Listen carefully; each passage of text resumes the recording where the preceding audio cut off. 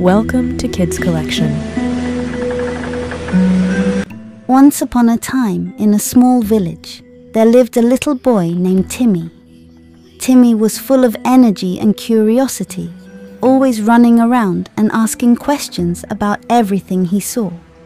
Timmy's parents were often busy with work, so he spent a lot of time with his grandfather, Grandpa Joe. Grandpa Joe was old and wise, with a gentle smile and twinkling eyes. He loved telling Timmy stories about when he was young and teaching him about the world.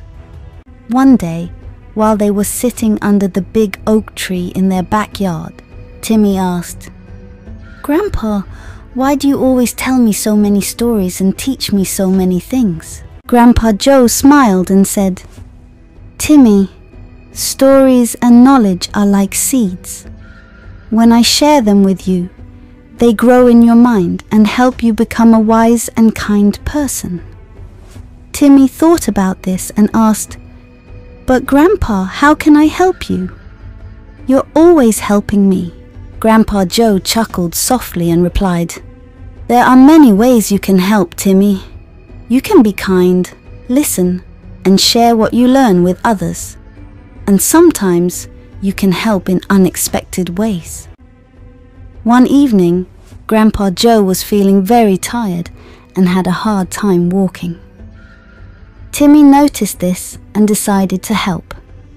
He brought a chair for Joe to sit on and fetched a blanket to keep him warm.